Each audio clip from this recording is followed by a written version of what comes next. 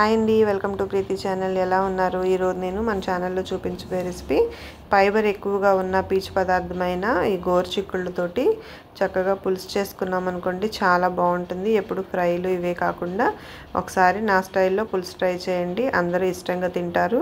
ఇంకెందుకు ఆలస్యం, video skip చేయకుండా లాస్ట్ వరకు చూసేయండి. ఈ రెసిపీ కోసం 3 మీడియం సైజ్ ఉల్లిపాయలను ఇలా 4 బద్దల కింద కట్ చేసుకొని డీప్ ఫ్రైకి సరిపడా ఆయిల్ తీసుకొని ఆయిల్లో బాగా ఫ్రై చేసుకోవాలి. ఉల్లిపాయ అంతా కూడా మనం పెద్దగా కట్ చేసుకున్నాం అనుకోండి, ఆ ఫ్రై అయ్యే కొద్దీ లోపలంతా కూడా విడిపోతుంది. మరీ సన్నగా కట్ చేస్తే బాగా మెత్తగా అయిపోతుంది. ఇలా సగం ఫ్రై చేసుకుంటే సరిపోతుంది. ఇప్పుడు ఈ ఉల్లిపాయలన్నీ కూడా మిక్సీ జార్లోకి వేసేసుకొని పేస్ట్ చేసుకోవాలి. ఇప్పుడు అదే స్టవ్ మీద కడాయిలో కొంచెం ఆయిల్ యాడ్ చేసుకొని ఒక 1/2 స్పూన్ జీలకర్ర, ఒక 1/2 స్పూన్ అంత మెంతులు యాడ్ చేసుకొని మెంతులు బాగా ఫ్రై అవ్వాలండి, లేకపోతే చేదు వస్తుంది. జీలకర్ర అంతా కూడా క్రిస్పీ అవ్వాలి. ఇలా అయిన తర్వాత కొంచెం 1/2 స్పూన్ వరకు ఆవాలు యాడ్ చేసుకోవాలి. ఆవాలు బాగా చిటపటలాడుతున్నప్పుడు ఒక 2 ఎండుమిర్చి, కొంచెం కరివేపాకు యాడ్ చేసుకోవాలి. ఇప్పుడు ముందుగా మనం మిక్సీ చేసి పెట్టుకున్న ఉల్లిపాయ మిశ్రమాన్ని యాడ్ చేసుకోవాలి. ఉల్లిపాయలో ఉన్న పచ్చివాసన అంతా కూడా పోయి బాగా ఫ్రై అయ్యే వరకు ఫ్రై చేసుకోవాలి. చిన్న మంట మీదే పెట్టామనుకోండి, చూడండి ఉల్లిపాయ అంతా కూడా దగ్గర పడిపోయింది కదా. ఇట్లా పెట్టుకుంటే మనకు పులుసు గ్రేవీ అంతా కూడా చాలా బాగుంటుంది. మీరు ముక్కలుగానైనా వేసుకోవచ్చు, కానీ ఈ విధంగా చేస్తే చాలా బాగుంటుంది.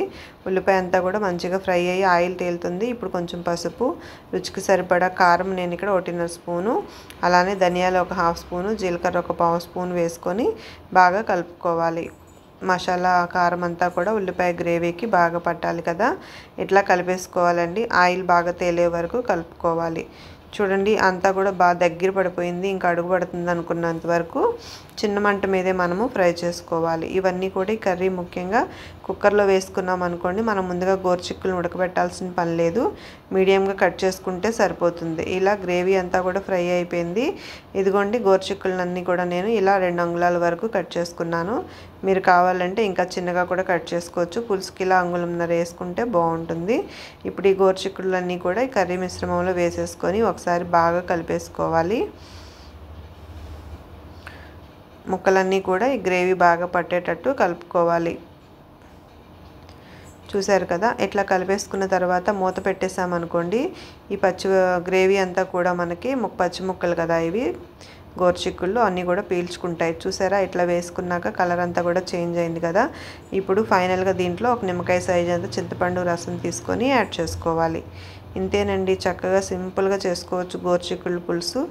ఇప్పుడు మనం చింతపండు పులుసు వేసిన దానిలోనే ఇంకొంచెం నీళ్ళు వేసుకొని 3-4 విజిల్స్ రానిచ్చేసుకోవాలి. నేను ఇక్కడ 3 విజిల్స్ రానిచ్చాను. చక్కగా పులుసులోకి ముక్కలన్నీ కూడా సమంగా ఉడికిపోయినాయి. ఇంకెందుకు ఆలస్యం, స్టవ్ 3 విజిల్స్ తర్వాత కట్టేసి మనము బౌల్లో తీసుకొని సర్వ్ చేసేసుకుందాం.